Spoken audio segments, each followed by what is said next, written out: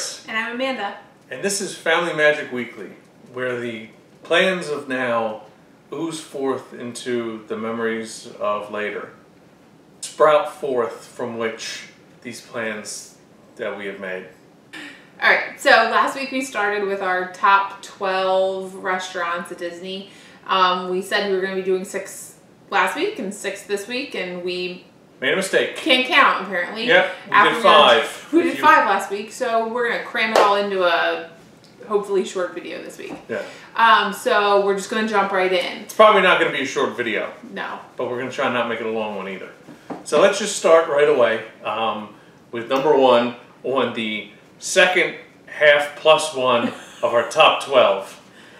So we're going to start with the Brown Derby. Yes. Brown Derby is located at Hollywood Studios. If you've been watching our videos, we have talked about it a little bit in a previous, in our comparison Hollywood Studios Epcot video. We really like the Brown Derby because it's a break from the park, but you're still in the park. Yeah, it's the nice. I mean, it's the nicest restaurant in Hollywood Studios. It's got a pretty well-rounded sort of cuisine. It doesn't sort of lean itself in one direction or another. You know, it's like your standard steak and seafood fare. It has a great option if you're looking that night to watch Fantasmic. Yes, they have the Fantasmic dinner package where you can pay a flat rate. And it's, I believe, an appetizer, main course, dessert, and you get preferred seating at Fantasmic show, which we've done before, and buying the package saved us money because the meals that we got were more expensive than the flat rate. So it's definitely something to look into, depending on how your appetite and your taste is. Yeah. Alcohol is not included in that, by the way.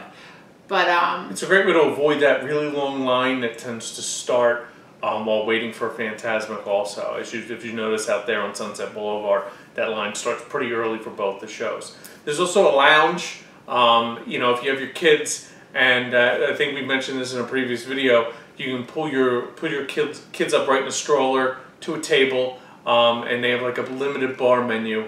But you still can't get their Cobb salad, which is one of their famous things. You have to have a Cobb salad. If that's the only thing, you sit there and have a glass of wine and a Cobb salad, that's good. People also rave about, as much as I love grapefruit, their grapefruit cake.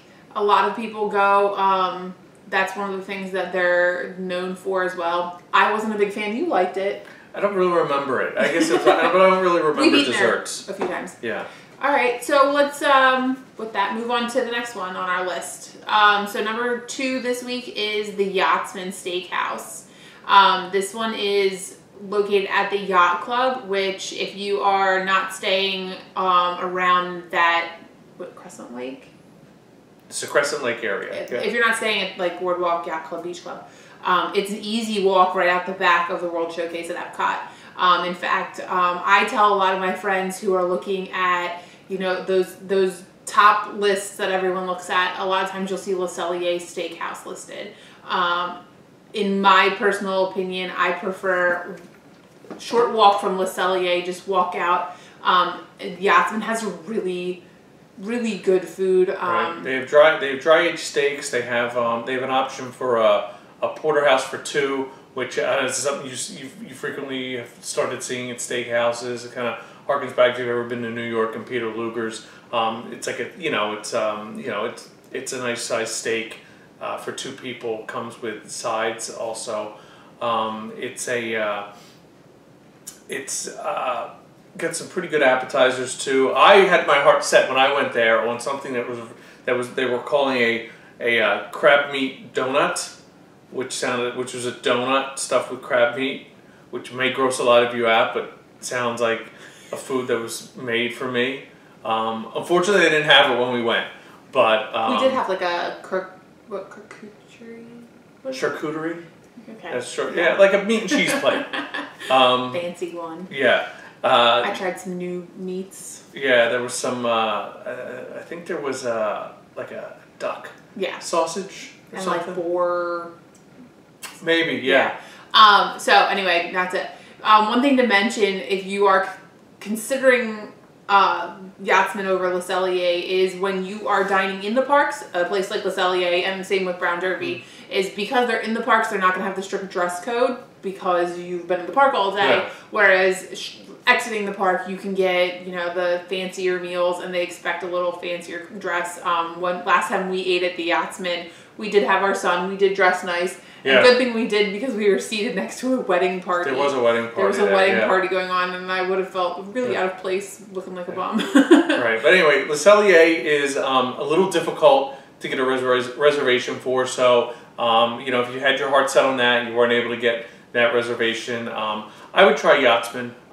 You know, it's, you know, relatively family friendly. Our waiter was pretty accommodating of our son, who was not having the best day in terms of. We were in a toy throwing mood that day, but I personally like Yachtsman over Le Cellier. Not to say that we won't give you Le Cellier a second chance, but my first experience there wasn't the best. So that being said, next one. Number 3 is Sanaa. You know, this is the second time Animal Kingdom Lodge / Kidani, you know, has appeared on this list. Sanaa, we went to for lunch. They're pretty famous for, at least what everybody raves about, is their bread service, which is like a selection of naan bread with some various spreads that you can get. Now, I believe the naan is actually different flavored as well. Yes. You believe you can select them. A lot of people just get that and that's what they eat. Actually, the bread service had made such an impression on you that you didn't even like your lunch. I didn't. Yeah. I had a chicken sandwich, and the chicken was really overcooked in my opinion. But I still put this on my list because not only was the bread service really good, our waiter was really good, and the atmosphere in the restaurant was fantastic. I think I enjoyed my meal. It's like a fusion of African and Indian food. I think the problem that your meal wasn't necessarily indicative of the quality of the place. It's just, you know, you're going to get, every once in a while you're going to get an overcooked piece of chicken or something like that's going to happen. Or you're just going to pick the wrong item for you. William loved it. William did love it. It's in I believe it's on the lower level of Kidani, and it sits right on the savannah. Yeah. So you know, as he sat in his gigantic, for some reason I remember the chair's been gigantic. Yes. Yeah. As he sat in his gigantic chair, he was able to look out on the giraffes, which, you know, I'm sure I don't need to tell you, if you're a family watching this video, you know, if you can get if you can get your child to lock on some sort of visual stimuli while you're waiting for your food to come out, it's going to make you make your meal a lot more relaxed, allow you to I think Mom and Dad were able to enjoy not one but 2 beverages. Yeah. Yeah, which helps your day go along also sometimes. We go to one of the more formal restaurants that we've been to at Disney, and that's Monsieur Paul, which is... I would say the most formal we've been to. Yeah, would be. I would say so also. I believe it's on the second floor of Chefs de France. Yes, it's upstairs. A lot of people don't even know it's there. Yeah. Because looking at the building where Chefs de France is. It looks just like an empty space up top. When you're in the restaurant itself, it doesn't feel like you're in the parks. There is no, like, it is definitely, the atmosphere is not Disney. It is a French restaurant. Stuffy. Yeah, I don't say stuffy, but is, you know, like, I could see people who aren't, you know, all about that sort of, you know, high level, like Michelin star level French cuisine would find it stuffy. We did not bring William on this trip. This was our anniversary dinner. This was our anniversary dinner. This predates William, this meal, so it doesn't really fit with the family theme. It's also a very expensive meal. It is, and it kind of throws out the window the thing we had said earlier about the more casual dining in the parks. This is definitely not a casual dining in the park place. However, if that's your sort of thing, if you do kind of like the multi-course French cuisine experience, one thing I'll say that, you know, a lot of people, one of the knocks on that sort of dining is that you don't get a lot to eat. I find that we got plenty to eat. It was expensive, but you didn't find yourself wanting at the end of the meal. We had I believe we had an escargot ravioli. We had they brought around bread to start with. Right. Yeah. I had something with a quail egg broken over the top of it. I believe it was almost like a risotto.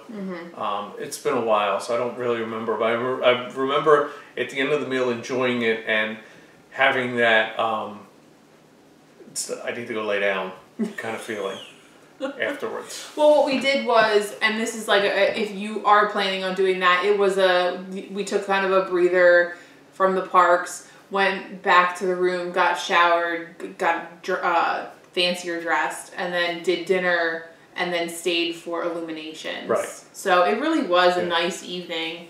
Not like a go have dinner and then probably jump on rides, because you're going to be quite full. Although sometimes I find that jostles you just enough to settle your stomach. I'll make you sick. Yeah. Make a break. But I was in a dress, so you weren't going to catch me hopping on too many rides after that. So we have a couple more. Yep. Number 5 on this list of 7 is Ohana. So I'm going to quick jump in and say, when we went on our big trip in September and took William, I strategized everything, planned everything to a T, and could not for the life of me get a reservation to Ohana at any point in the 10 days that we were staying. Ohana is a very difficult reservation to get. That being said, on our shotgun trip that we took in May for Mother's Day weekend, we didn't actually bring a shotgun. They will ban you from the parks. You bring one of those. So our last minute getaway, where I literally planned it the week before, we were able to go to Ohana for breakfast and dinner. Yeah, I don't regret on consecutive days, I think. Yeah, I don't regret either one. They were both really good meals in my opinion. Breakfast is a character meal with Mickey and Lilo and Stitch. I think so. Yeah.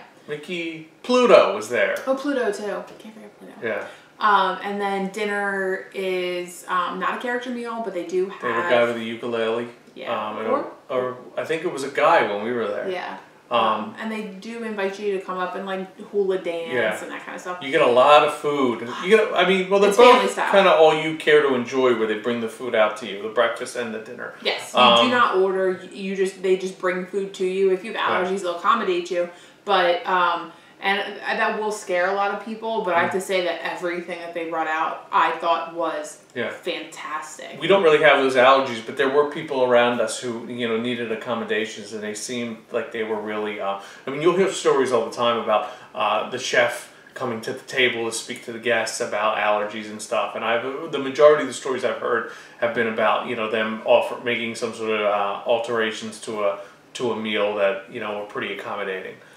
That being said, the standard meal that we had at Ohana was very good. It was very good. Structured. You have your salad, and then I couldn't get enough of that salad. The salad was excellent. The salad was fantastic. So you get your salad, and then you have some fairly sort of carbohydrate heavy side dishes, which are, I say heavy like it's a negative thing, but it's not. They're delicious, but your meats and your proteins come at the very end. So if you overdo it in those first couple courses, by the time you get to the steak and the chicken and the shrimp that they have, you're probably not going to be able to eat as much. So if you can practice self-control and hold off, you'll be rewarded by that. One thing to mention with Ohana was since it was our last minute trip and we were doing everything via bus transportation, we didn't have a car that trip. I was a little worried about how we were going to get to breakfast at Ohana, but was surprised how easy it was, because we took the bus from our hotel to Magic Kingdom and then... jumped the monorail. No, we didn't.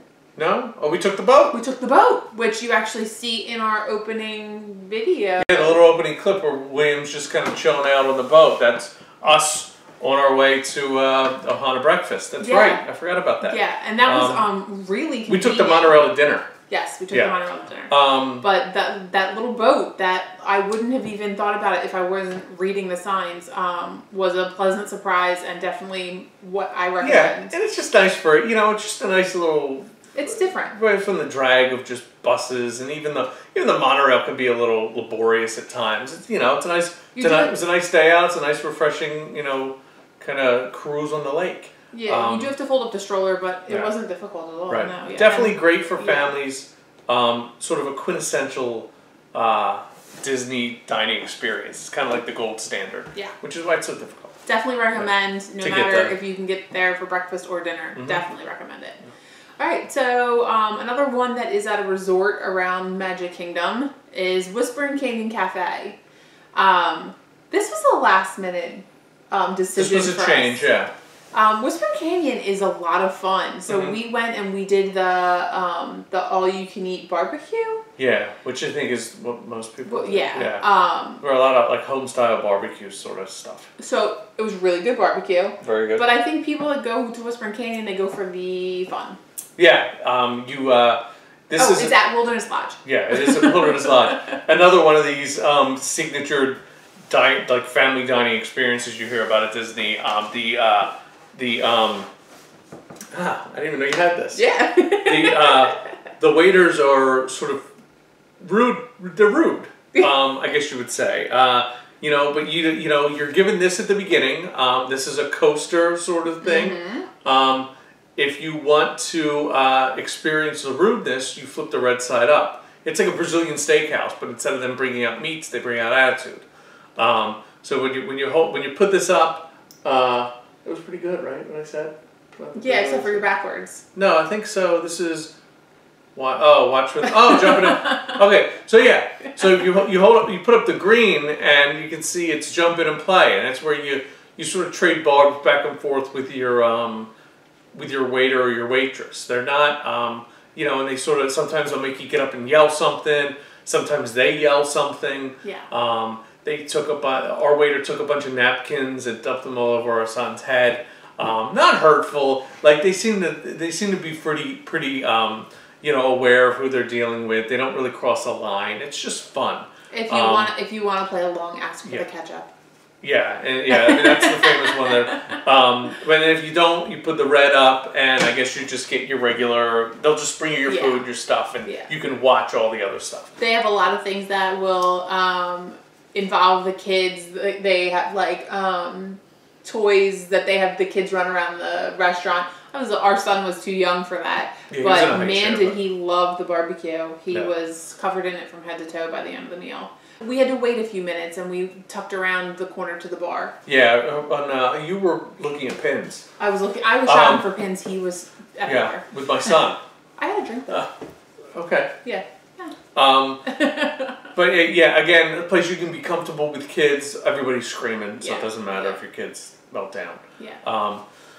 So our number 7 in our top 7, which is half of 12 for us.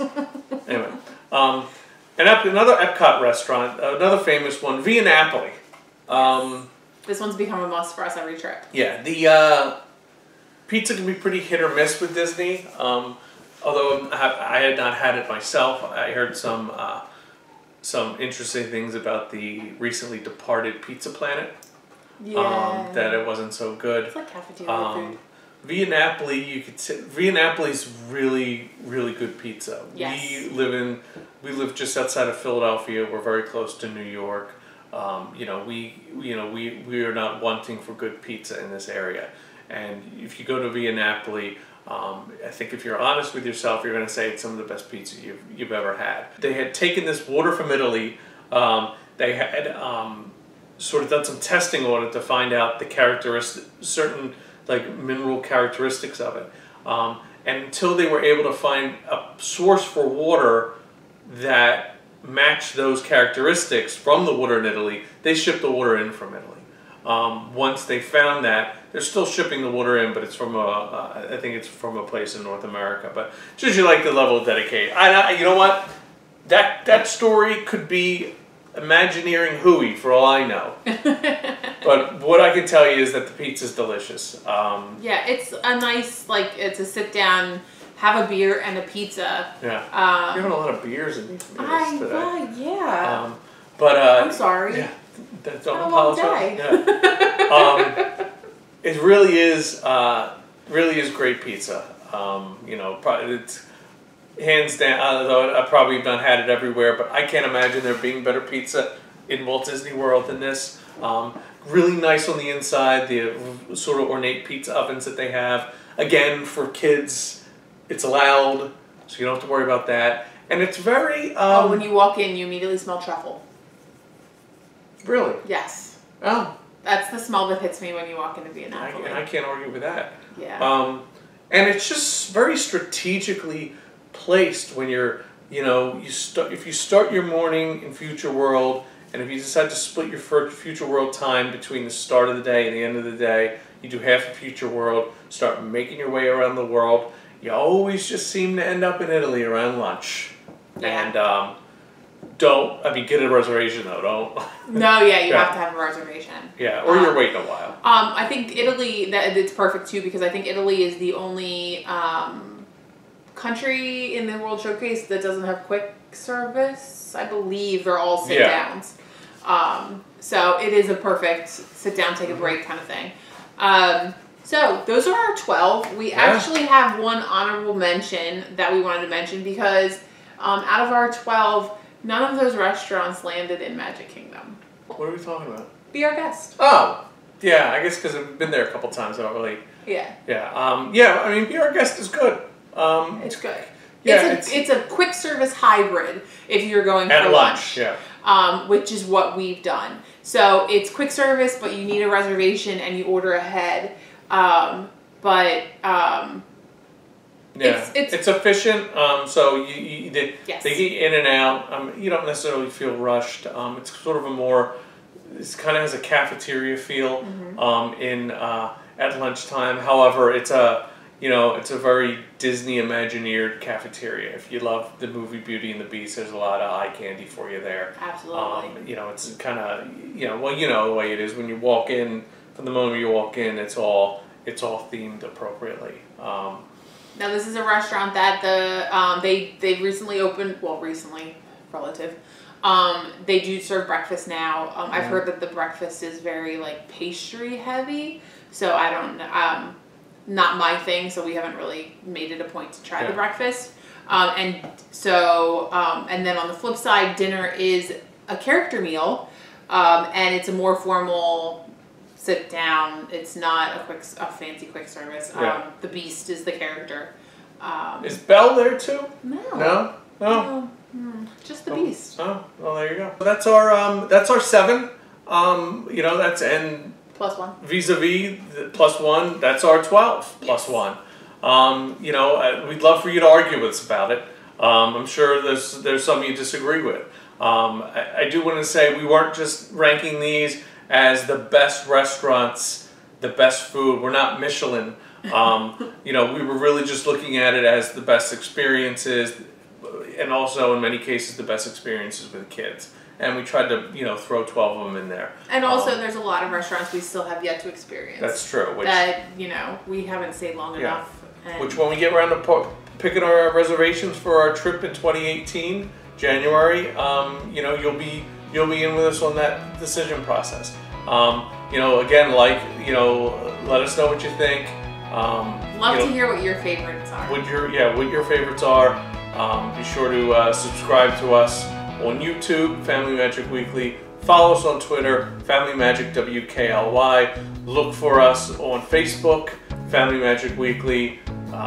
Pinterest, Instagram, Family Magic Weekly. Don't. Let's get to this. Do we have Pinterest or not? Yes, we do. Pinterest. Yes. Okay. So that's it for this week. All right. See you next week. Be careful. Be careful. Can't get the beginning, but I do like to be careful.